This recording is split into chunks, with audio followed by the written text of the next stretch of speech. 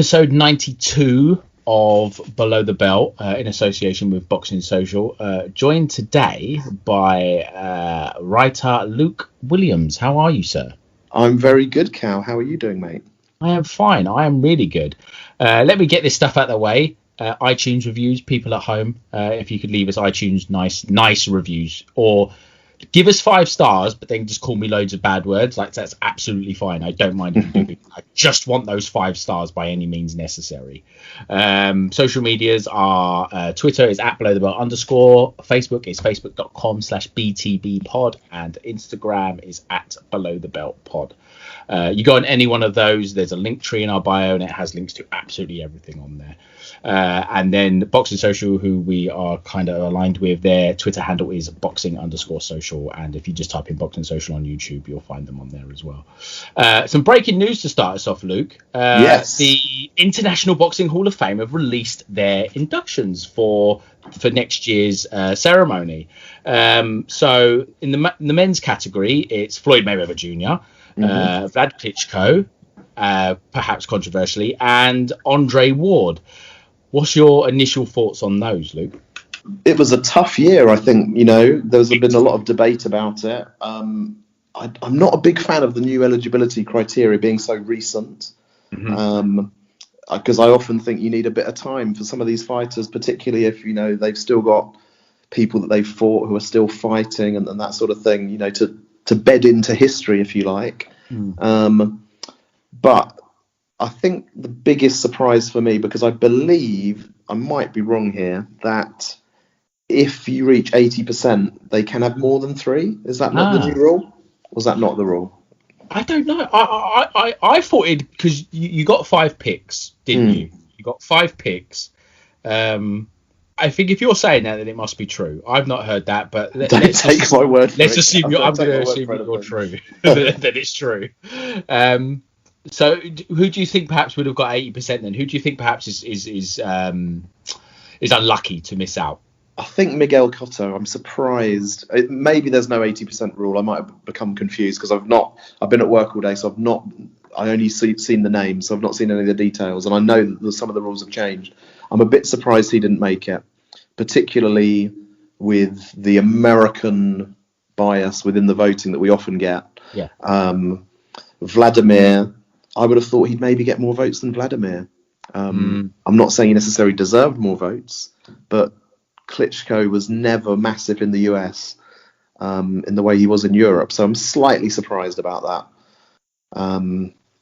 James Toney, given PED issues, not so surprised that he's missed out the first time round. I'm pretty sure he'll get in the next couple of years. Yeah, there seems to be a lot of kind of conjecture online and a lot of kind of debate online about this score, and it was a tough score, and I actually had it in my head that Roy Jones was eligible this year. Perhaps he just tips over into next year, or has he already got? I might, again, don't take my word for anything I say tonight, but I've got the feeling he was maybe on an initial ballot and then removed. I don't know if that was anything to do with the Tyson, the doubt over whether the Tyson fight was an exhibition or something, because I'm sure I saw him on the ballot at one point and then he seemed to disappear from it. So was it really 5 years ago he had a farewell fight in Florida? Well, that's the thing, Luke. It's gone from 5 years to 3 years, hasn't it? Well, 3 years, of course, yeah. Because was that really 3 years ago, that fight as well? So, yeah. Yeah, he had the Enzo Macronelli fight. That came up on my time hop app on my phone the other day. So it wasn't the Enzo fight. He had one more fight after that, didn't he? Back home in Florida. And I think that was it after that. That must be 3 years ago. Wow. Yeah, he's not already gone in. I've just double checked. He's not already gone in. So Vlad joins his brother Vitaly, who's already in as well. Mayweather was always a slam dunk. That was always gonna go in. And then Vlad Klitschko, for me, I think there's a little bit of disrespect for Vlad Klitschko. Really, he was a version of the world champion for 11 years. He was very dominant as champion. And lost the title to Tyson Fury, who could go on to become a pretty dominant champion. He just needs to rack up a defense. He still hasn't defended the title. It's amazing, isn't it? I'm gonna leap in and say, go on. technically he's defended it a few times. He's the lineal champion. Cal. That's true. Yeah. So Otto Wallin was a defence, and Pianetta was a defence. Well, it's for me, when he retired, he kind of relinquished the titles. I never really classed those as defences. But we don't want to bore everybody with picking apart the lineage as much as I could do it all day long. But I'm not sure the audience will like it if we sit here picking apart the lineage. Think of the iTunes reviews. Yeah, we've got to think. Yes, I know. Think of the reviews. Oh my god. I think I looked at it and I thought, you know what, that's fine. I thought I saw the 3 and I thought that's absolutely fine. James Toney, I wasn't distraught about that. Cotto, I think I agree with you. Because it's the hall, as I like to say, it's the Hall of Fame, not the Hall of Skills. Mm-hmm. It's not about who's the best, who's got the best record, who would have beat who. Because if that was the case, Arturo Gatti wouldn't be in. Yeah. So, like I said, it is the Hall of Fame. So I am surprised about Cotto, like you are. But as it stands, I think I have no issue with it. And the women's category as well, Luke. Layla Ali and Anne Wolfe.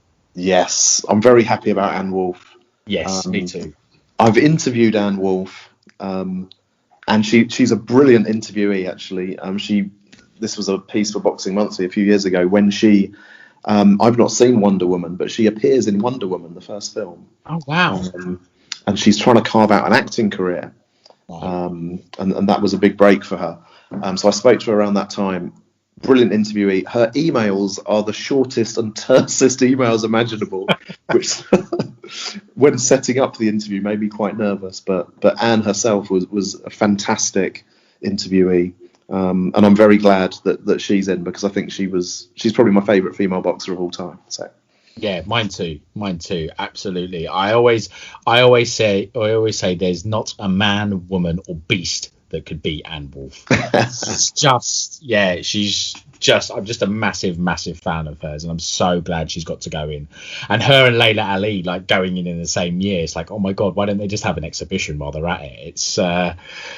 It's such a strong big fight that never happened. The female super fight we never had. Yeah. Oh my god, that you talk about all these silly exhibitions we have now. God, let them two do it. God. So yeah, it's a good way to start off the podcast talking about that. And there's so I'm really pleased that that's come out today. Thank you for joining us for the first time, Luke. As I like to do with all of our first time guests, I like to ask them a few questions about their boxing life and what kind of things got them into the sport. Sure. So what was the first fight you remember seeing on the TV or in the flesh that kind of really got you into the sport? There were a few, I guess. So I grew up, my dad was an Australian, and they will bet on any sport and watch any sport generally. And my dad was in that category. Every day as a kid, I have memories of standing outside betting shops waiting for him to come out, and sometimes being allowed in and sometimes not. So boxing was always there as one of the sports that we would watch or follow or he would bet on. And probably the first fight I don't remember seeing it, but I remember hearing about, was Lloyd Honeyghan, Don Curry. Right. Yeah. Because I grew up in Camberwell and Don Curry was from Woolworth Road, basically, which is, within spitting distance of where I grew up. And I remember my dad waking me up in the morning because he'd heard the result on the radio and telling me that this local fighter had, beaten the best boxer in the world, as many people thought Don Curry was at the time. So that's my earliest boxing memory. And then I think probably from there, I used to watch all the Frank Bruno fights at that time, the Mike Tyson fights that were on Saturday mornings on ITV. And then for a long time, boxing was sort of one of the many sports I followed. But then what sort of solidified, I think, my love for the sport was the sort of Eubank Ben and Lennox Lewis eras, leading into Nassim Hamed as well, because that was my sort of teenage years. And that's when the sort of obsession took root. And the other big thing that probably more than any fight got me into boxing was a book called Champions of the Ring. Which was by a guy called Gerald Suster, who no one will have heard of, apart from Mark Butcher, who knows a lot about him. And it was a error-filled book, I later discovered, but it was a guide to all of the heavyweight champions from history, from John L. Sullivan right the way up to, I think at the end it was Lewis and Holyfield. I think Holyfield was the last champion in there. And that book was written with a lot of verve, although factually terrible. And just the stories from history of all of these people, Fitzsimmons, Jeffries, Jack Johnson. I've always been interested in history, and that book really grabbed me and fueled my love of the sport and the history of the sport. Wow. Oh, okay. Yeah, I read something similar as a kid. As a young man, I read something called A Boxing Companion, and it was a big, thick, hardback book, and it was just filled with all these stories. And they were from what the Hall of Fame called the old-timers generation. It was stuff from the 50s, some stuff from the early 20th century, and it really, really does get you into the sport and really gives you an idea of what it was like back in the day. Who's your favourite all-time fighter? Oh, Cal. How can you answer that? It's the obvious answer is Muhammad Ali, and I do love Muhammad Ali. Right. He'd be one of them. Hamed, there was that perfect coalescence when I was becoming obsessed with boxing, and Nassim Hamed rising up, and the sort of the outrageousness of his skills and the whole persona. Lennox Lewis, who was actually the first fighter I saw live, because the first fight I went to was Lewis Ruddock at Earl's Court when I was about 15 or 16, being dropped off by a friend's dad sort of in the late hours and collected early in the morning, because I think for US TV it was on pretty late.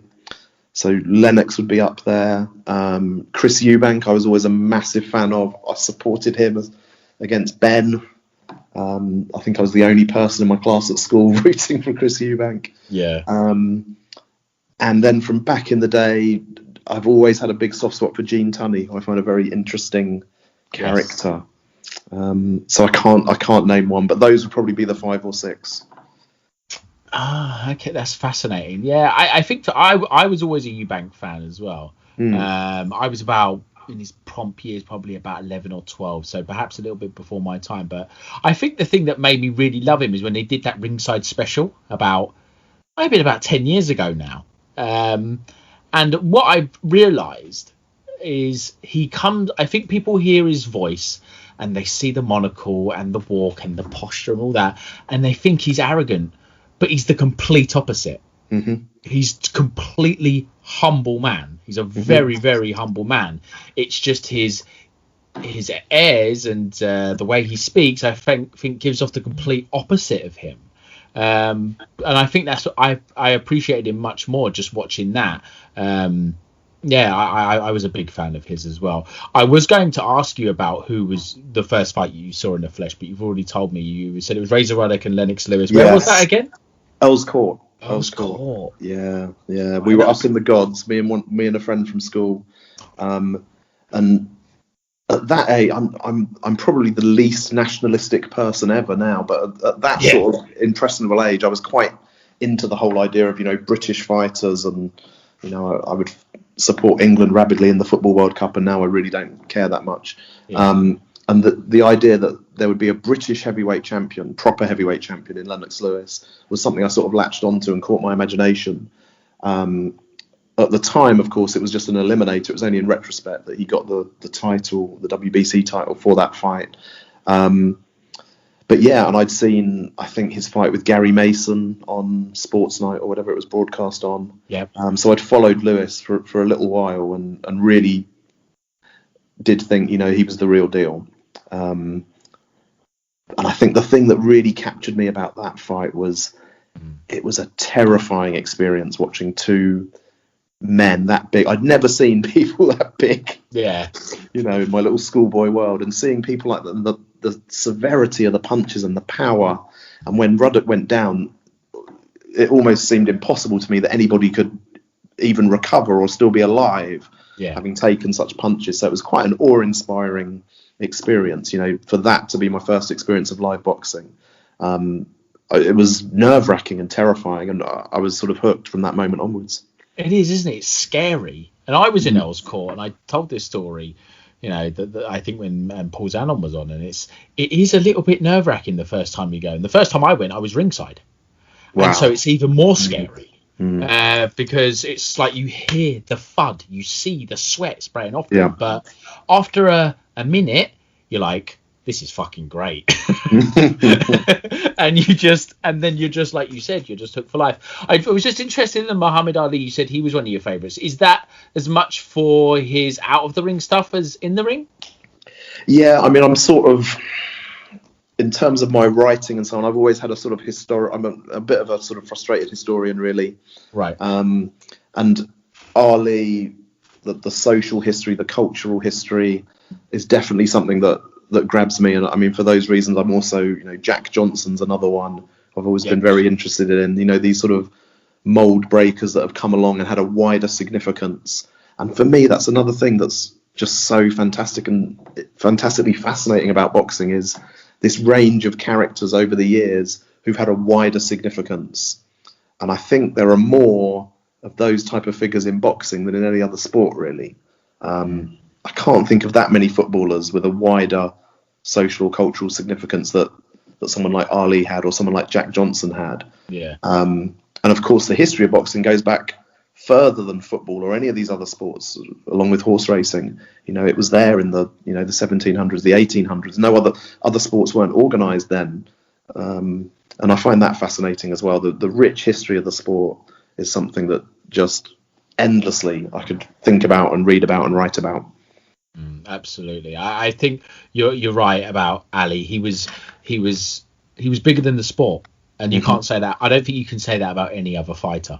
To be, it's almost sacrilege to say that about a fighter or any athlete in any sport, to say that they are bigger than the sport. But he was bigger than the sport, Ali. And Jack Johnson is one of my favourites as well. It seems like every time we record this podcast, I'm wearing my Jack Johnson hoodie. It's just, I'm a massive, massive fan of his. I always say to people, he was Ali before Ali was Ali. Yeah. And there's the book and the documentary Unforgivable Blackness, which I watch all the time, and I've read the book. Even the tiny little, there would be the asterisks, and there's all the writing at the bottom, and I would read all of that as well. It was just so fascinating. It's such a brilliant story, but a really sad story as well. And so that's interesting. That's interesting to me that the outside of the ring stuff is as important to you to inside of the ring as well. And what's the fight that you've seen the most?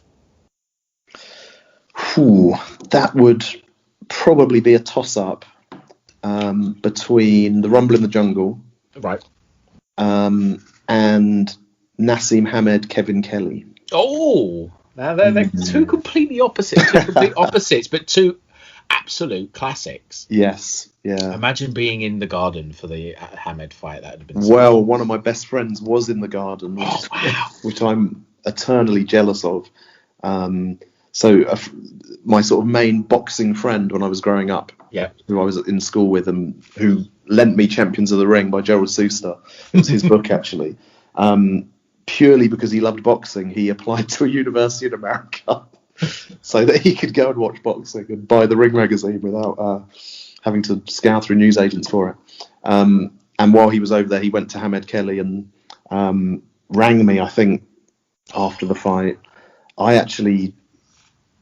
I think I must have been at university and listened on the radio, I think. Oh, no, sorry, I was back home from university and listened on the radio because I didn't have Sky, and only saw it later. And actually, a lot of my early fights memories are of sort of staying up in my bedroom, finding Radio 2 or Radio 5 in the middle of the night, and sort of listening in. And there's something about the experience of boxing on the radio which is quite unique, I think, as well, because you can't see what's happening. When someone goes down or when someone ships a punch, your mind, when Hamed was repeatedly going down, I thought, well, he's out, he's half unconscious or whatever it is. Yeah. So it's almost more dramatic, I think, listening on the radio to seeing it in a weird way. I think we're so lucky now that we have Mike Costello on Radio 5. He's so good. Yeah, he's so good, and there's that clip of him. There's that clip that went round after Fury got knocked down against Wilder, and him just the way he puts words together is just something, you know, I as a podcaster can only dream of. It's just it's just so good to listen to him speak about boxing. It's truly a privilege to do so. But you know, thanks for answering those questions for me, Luke. But let's move on to this weekend's big fight. I was about to say Canelo, but I'm not going to do that. I'm going to say Callum Smith versus Canelo Alvarez for the WBC vacant, WBA and Ring Super Middleweight Championships of the world. It's in Texas. Are you excited for it, Luke? I am excited because I think Canelo is, you know, he's one of the biggest names in the sport. He's been out of action for, just over a year. So it's great to see him back. And he's a fighter. I wouldn't say I love him, but I admire him a lot. The improvements he's made, you know, the way after the Mayweather fight, you know, he has constantly been taking on challenges and looking to improve, I think is very admirable. And Callum Smith is a fighter I've got a lot of time for as well. For me, he's the man at super middleweight, having won the Super Series. So yeah, I think it's one of the most intriguing matchups we've sort of had post lockdown. Do you think that other than say Artur Beterbiev, this is pretty much the best opponent Canelo could have picked, right? I think so. Yeah. I mean, I guess you could make a case for, you know, Benavidez or Caleb Plant. I think they're a little bit more untested than Callum. Yeah. In a way, because Callum went through the tournament and that win against Groves, I mean, it's sort of impossible to know how much Groves had left in a way, but that was a very impressive win. So I think it's pretty much the biggest challenge he could have at super middle or middle at the moment. I guess Charlo would be the other one. Yeah, it's quite difficult, isn't it? Because you look at Canelo, you look at his height and his reach, and you think he's a middleweight. You think he's a middleweight. He's had a two really good fights with Gennady Golovkin, but Gennady Golovkin's 38 now, and he's fighting this weekend, and I may ask you about that briefly. But he fought, though, those two fights were both really close, and it was becoming... I was a bit bored of the whole Canelo Triple G thing. I don't know about you. The fights were amazing, but the whole kind of circus around it was just... It wasn't Mayweather Pacquiao bad, but it was just boring. I don't know about you. I don't know if you understand what I'm saying, Luke. I don't know. I think the problem with those fights, they were 1 or 2 years probably too late, weren't they? The decision in the first fight, I mean, I'll go to my grave, but there's no way I can see a draw there. I think Golovkin definitely won, and that sort of ruined it a bit. Because then, if he'd won the first, Canelo the second, the build up for the third just would have been fantastic. But it just took the wind out of the sails, really, didn't it? And it all became about the decision, and as happens so often, boxing shot itself in the foot. And what could have been a great trilogy has become a sort of unsatisfying double header, I guess. Yeah, and I think as well, and we would have said this at the time, Adelaide Bird's card in the first fight, the 118-110 to Canelo, was so out there that it just put a complete skid mark on the fight, because it was just, if you'd have had it 115-113 Canelo, like, okay, it was a close fight, and you could find that somehow, but to go 118-110, it showed all the things that are wrong with boxing, really. That was kind of the bad thing about it. But like I said, he kind of the Golovkin, Canelo fought him twice. He moved on from him. He had the one fight at super middle against Rockyfield, and that was just kind of a feeling out fight. That then back for Danny Jacobs, and then there was kind of really nothing left for him at middleweight. There was Charlo, but Charlo had only just moved up. And obviously a PBC fighter, and then he goes to light heavy and beats Sergei Kovalev, and it seems like kind of super middleweight's the only place for him to go now, right? Because he seems like he's physically outgrown middleweight now.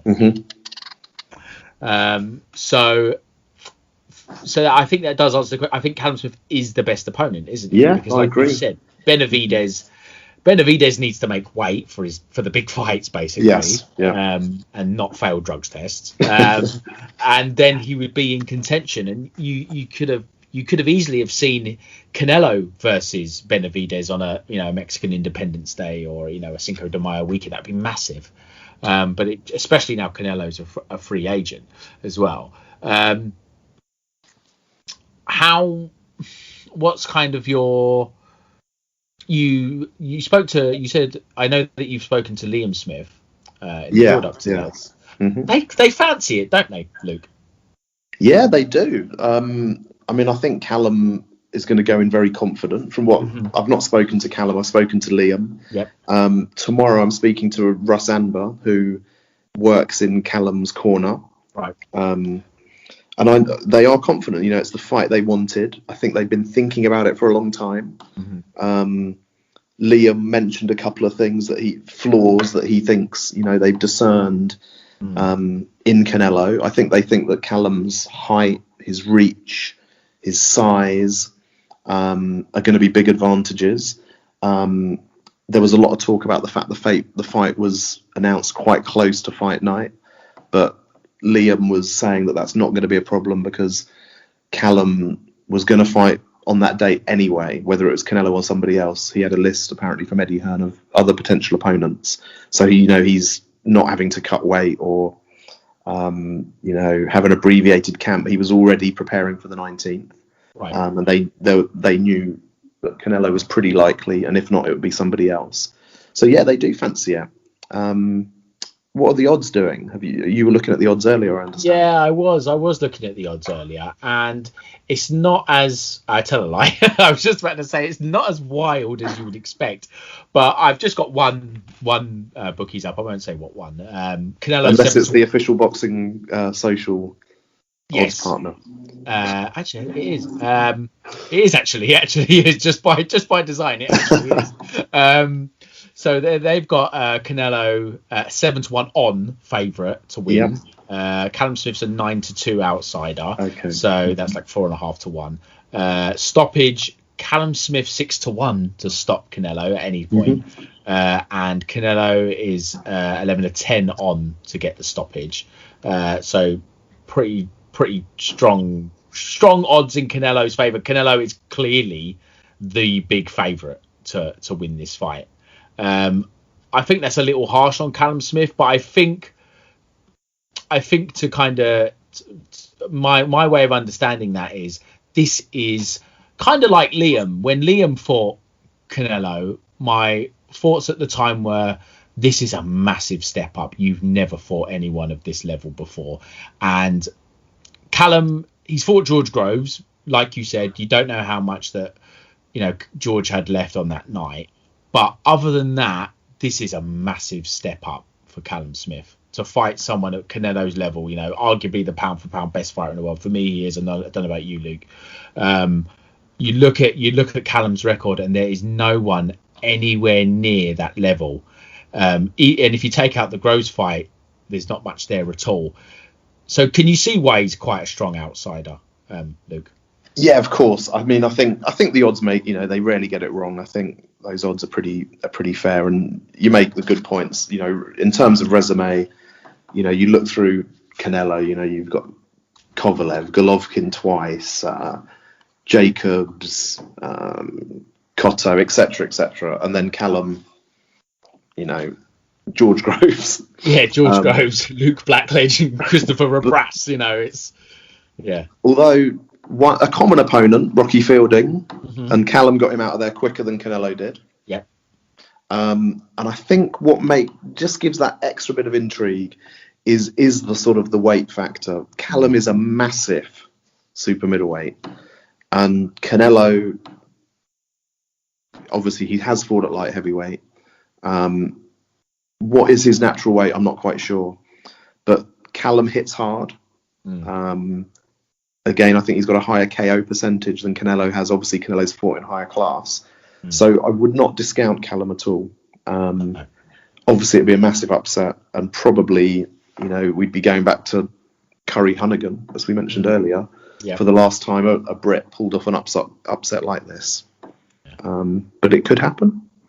I think it absolutely could. I think, as we've already said, I think this is the best opponent out there for Canelo. And like you said, he's a big puncher. He's an excellent body puncher. I'm not sure I think he's going to find it difficult to find body punches against Canelo just because Canelo's so short and squat. But he's an excellent body puncher. Good jab, he's good pretty much all around. Really, feet are a little slow on Callum, but so are Canelo's. So I think, I think he's going to give Canelo a hard fight. Pretty much, like I said, tougher than pretty much anybody else could, really. Yeah. I think the other thing about Callum that he's proven before is he's one of those fighters who seems to rise or fall to the level of his opponent. Absolutely. And I think we saw against John Ryder, he didn't seem massively motivated by that challenge, and obviously he nearly came unstuck. When he fought the replacement in the Super Series, whose name I can't even remember, Holzkeen or something. Yep. He didn't look great, but then obviously for Groves, he really raised it. I thought he looked ruthless against Hassan Andam, and then obviously not so good against Ryder. So I think Callum has probably got some sort of, I think we've maybe only seen, 70-80% of what he can do. And if this is the night where he's at 100%, you just don't know. I think, to be fair to Callum Smith as well, John Ryder was going into that fight in the form of his life. Yeah. He'd moved up to super middleweight, and he looked like a fighter reborn, didn't he? He didn't look like the guy that that lost to Billy Joe Saunders at middleweight, that lost to Nick Blackwell or Jack Arnfield. He's looked, going into that fight, into the Callum Smith, like a genuine world-class fighter. Like, he boxed at a good level. Was a deserved contender for Callum Smith. And probably, I don't know about you, do you think John Ryder won on the night, or do you think Callum Smith won on the night? I'm trying to remember. I remember scoring it. I've only watched it once, and I scored it as live. And I think I had Callum by a round, but it wasn't a fight I scored, with the utmost forensic detail. It was a close fight. I don't feel it was a robbery. No, I wasn't howling with protest at the end. Again, I think it was one of those where Terry O'Connor's 117 on the card kind of spoiled it for everybody. A really decent fight where you could have perhaps got a rematch out of it, but instead Terry O'Connor has a wild card. It becomes a unanimous decision, and then suddenly nobody's interested. It becomes more difficult to sell a rematch off of a wide unanimous decision loss, doesn't it? Yeah. Does Terry O'Connor get a mention every podcast? I try. I think he's topical, isn't he? And I think if you can crowbar a guy as influential as that into your podcast, I think you should. I think it only makes sense for you to do so, and I would be a fool not to. So this fight's. So I was just about to start talking about DAZN, but let's quickly get your predictions. How do you see it going? I'm a bit torn because I've got so Ross Amber, who's in Callum's corner. I do a column with him for Boxing Social. He's a good friend of mine.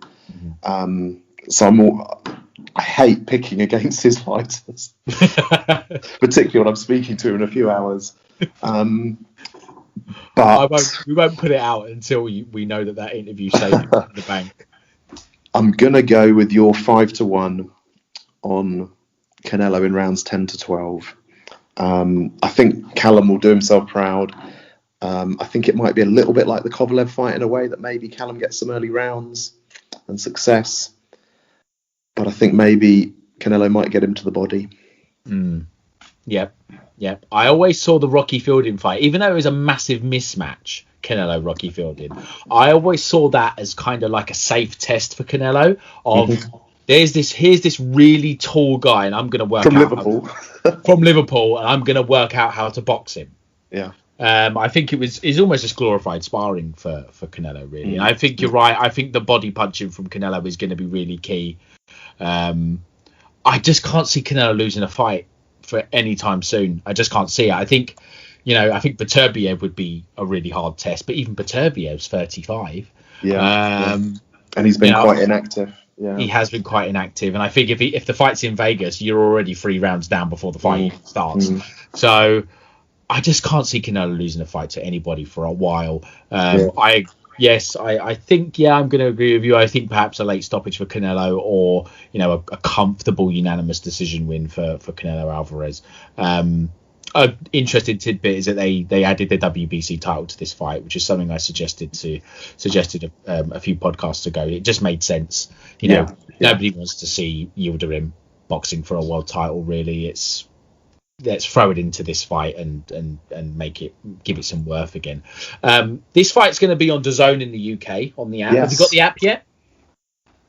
I was promised a free login by DAZN after doing an interview. Do I have to declare that? But I'm going to buy it instead because it was very kind of them.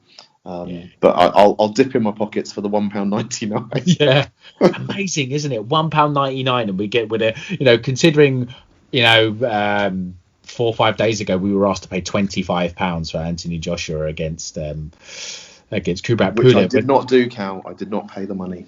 As I did not either, and I buy everything normally, but that was where I drew the line. I was like, I'm not doing that. Yeah. I've not even seen the fight yet. I was back on the radio for that one. You didn't miss much. Pulev didn't offer much. He really didn't. But for $1.99, we get to watch, the best fighter in the sport, Canelo Alvarez, against a really good challenger, or champion in this case, Callum Smith. I think it's amazing. But you were lucky enough to do an interview with Joe Markowski of DAZN Boxing, or DAZN. Yeah. How was that? Yeah, it's the second time I spoke to him. So back in the sort of dying days of Boxing Monthly, I can't remember if it's in the final issue or the penultimate issue. I wrote a preview of Canelo versus Billy Joe Saunders, which, when we went to press, we were pretty sure was about to be announced. So that's now a bit of a sort of historical artifact. And I spoke to Joe as part of the background for that. And yes, he was kind enough to spare me a good 35-40 minutes the other day. And I think DAZN are a very interesting proposition. And I thought it's an interesting interview. It'll be on Boxing Social later this week. And I thought he had some very pertinent points about boxing. He doesn't hold back in some respects of some of his criticisms of the sport and the way it's been run. And I think having DAZN in the marketplace is definitely a good thing for the sport. Yeah, it really is a good read. You were kind enough to send me a few of the quotes from it earlier on, and he's very much looking forward. He's very much thinking about the future and the future of the sport and the future of DAZN itself. They've had to adapt, haven't they, because of COVID? Yes. Yeah. They came out kind of all guns blazing. Set a really, really competitive price. I think it was $9.99, wasn't it, over in the States? And then they went to like a yearly subscription, which was even better value. And then since then they've had to react to COVID, haven't they? Obviously, COVID's obviously affected the whole sport, and they've kind of had to adapt their market because of that. But the kind of the theme overall was how forward they're thinking. They're thinking very much about the future, and they're very much interested in spreading, getting the app going worldwide. Correct? Yeah. So they've had this global launch, 200 new territories, I believe, and the AJ fight was the first fight of that global launch, and the price point is $1.99 or thereabouts, depending, or the equivalent in the different territories. So it's an aggressive move. And they do have this great slate, AJ followed by Canelo and Triple G, Luke Campbell, Ryan Garcia coming up as well. So they've got a good schedule the next month or so. You can't argue with $1.99 for that. No, you like we were just saying, you've got one of the best fighters in the sport, and then like you said, Luke Campbell, Ryan Garcia. It's yet to be seen what Ryan Garcia can do, but I'm just a massive fan of how he promotes himself. I think he's really, really smart with it. He's quite damning about boxing and the politics. And he says a kind of analogy about the Premier League and Champions League or the Bundesliga. It's like he's saying, we don't have to worry about Man United playing Liverpool. We know Man United are going to play Liverpool. But with boxing, there's so many different things and so many different factors in order to give people the events that they want to see. Yeah, I mean, logistically, boxing is challenging, and that's something Joe spoke about quite a lot. He also spoke with what I thought was very interesting about the fact that he feels, I think the phrase he used was, boxing has taken the piss out of its fans, for the sort of the last 10 or 15 years by putting so many events behind such a large paywall, particularly in the US where, the pay-per-view prices are so much higher. And DAZN, are deliberately trying to disrupt that model because they believe boxing has the potential, to produce massive events, but they don't happen often enough. And part of the reason they don't happen often enough are, the politics, the promotional discord, etc. We also spoke about what I termed novelty events, because obviously we've seen Tyson Jones. What was it? 1.6 million pay-per-views. Yes. Yeah. I mean, and what did Errol Spence do? 250, I think. Yeah. So I sort of said to Joe, what was his take on these sort of novelty events, and I think KSI Logan Paul was a DAZN Eddie Hearn event, and he, he was unequivocal that he felt events like that are great for boxing, are good for boxing because they're commercially viable, they bring eyeballs to the sport that wouldn't otherwise see the sport. But he also said, one of the reasons why these events, make the noise that they do, particularly, Tyson Jones, is because of, what's happened the last 10 or 15 years. He drew a good analogy here. He said, if a football broadcaster knew they could put on Man U the 1999 team in a rematch with Bayern Munich 1999 team, and knew it would draw more viewers than Man U, Bayern Munich, the current teams, then they would do it. But it's not going to draw more viewers. And the fact that in boxing Tyson Jones does draw more viewers, shows that the model has been short-sighted. Yeah, it's true. It's something I'm really interested in nostalgia. It seems to be, even if it's just the smallest thing, like your kids perhaps they wear kickers shoes like I did at school. If it's fashion, if it's music, the songs that we grew up hearing, we now hear being remixed on the radio, and now it's boxers, and it's a damning indictment, isn't it, on the sport and the people that have been running the sport for a long time, that Mike Tyson and Roy Jones can come back after 10, well, in Mike's case 10-15 years, and sell 1.5 million pay-per-view buys, which I imagine if Callum Smith was on pay-per-view this weekend, it wouldn't do a third of that.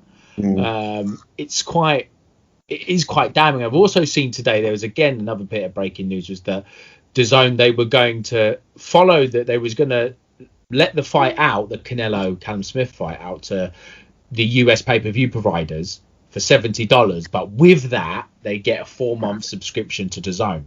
So it looks like they're happy to do things a little bit differently, Luke.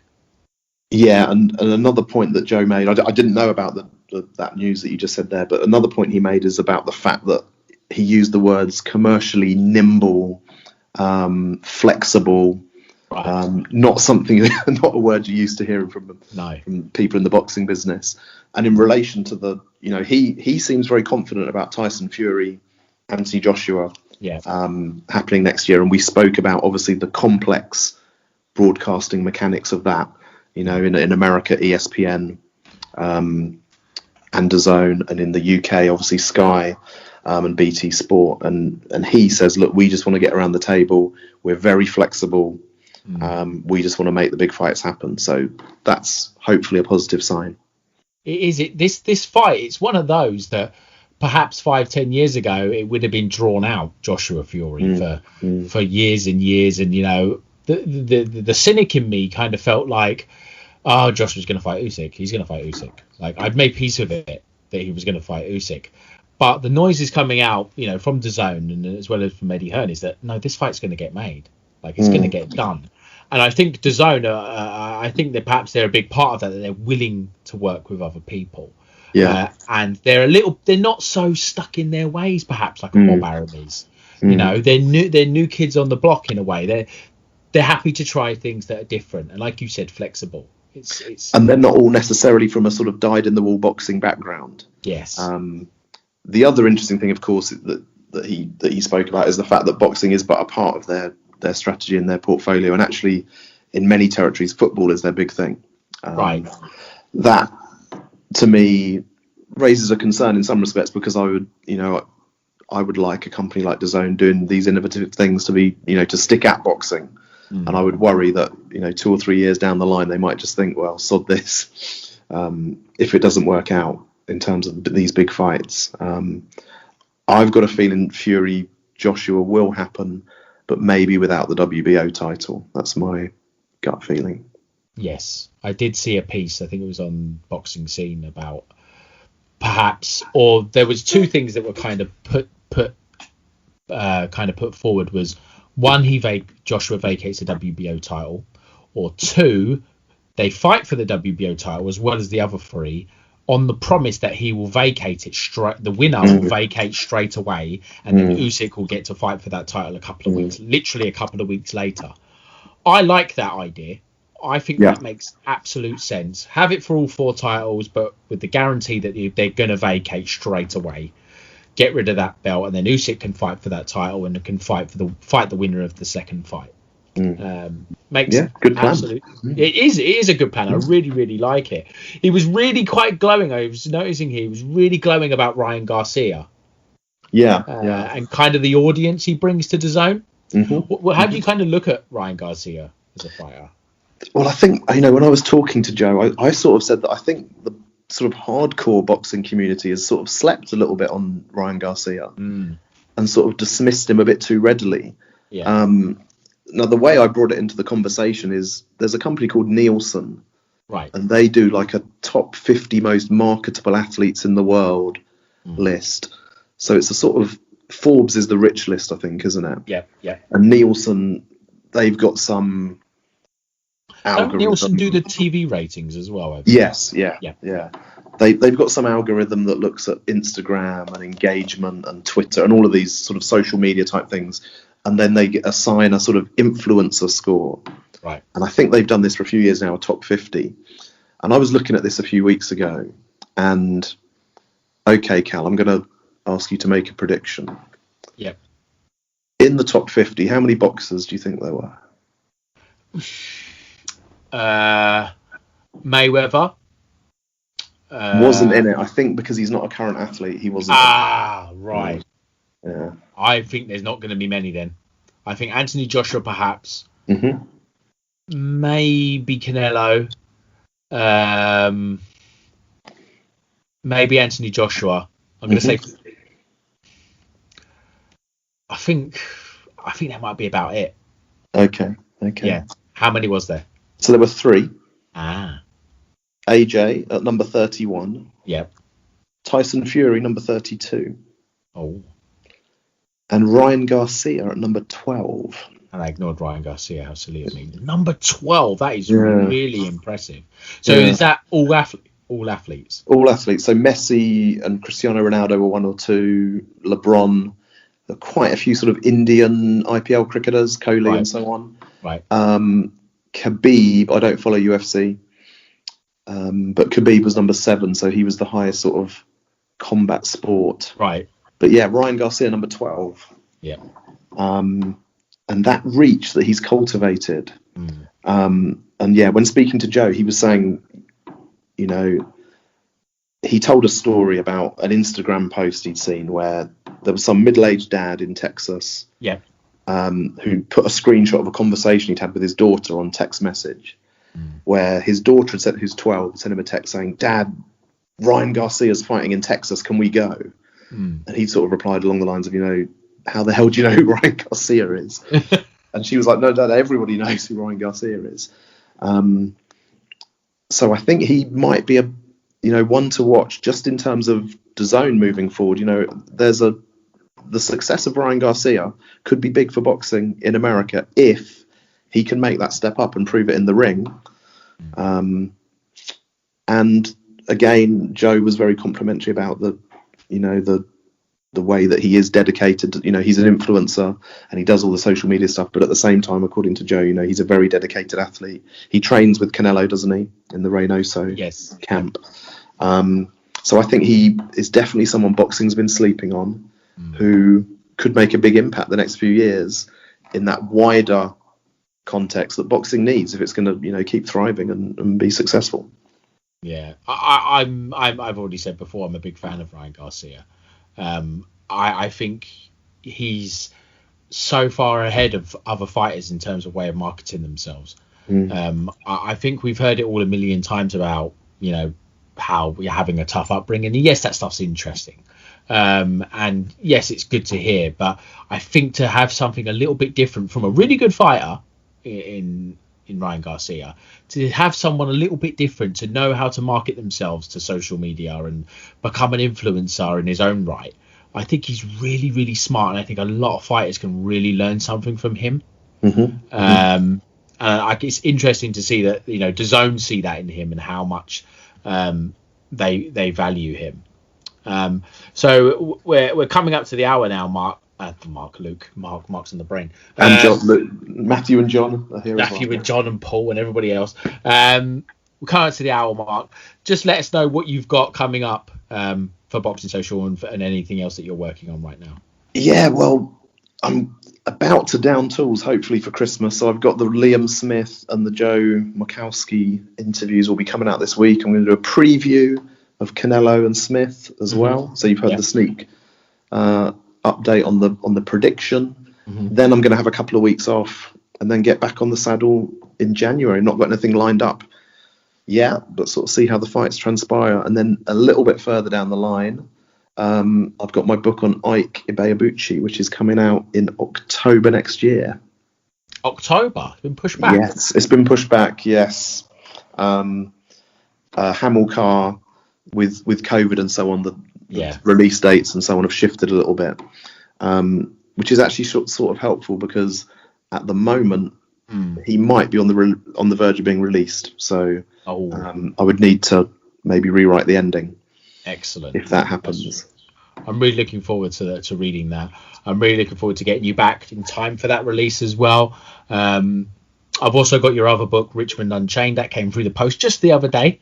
Nice. So I'm looking forward to reading that as well. I think our conversation at the start about the historical side of boxing, the old timers, again, as the International Boxing Hall of Fame like to call them, it's kind of whetted my appetite for that. I have a vacancy for a book right now, so I think I'm going to dive into that very well. Well, I hope you enjoy it, mate. I hope you enjoy it. And talking of novelty contests, just to show that it's not a new thing, and I think it's mentioned in the book, but at one point Bill Richmond was pondering having a boxing match against a bear.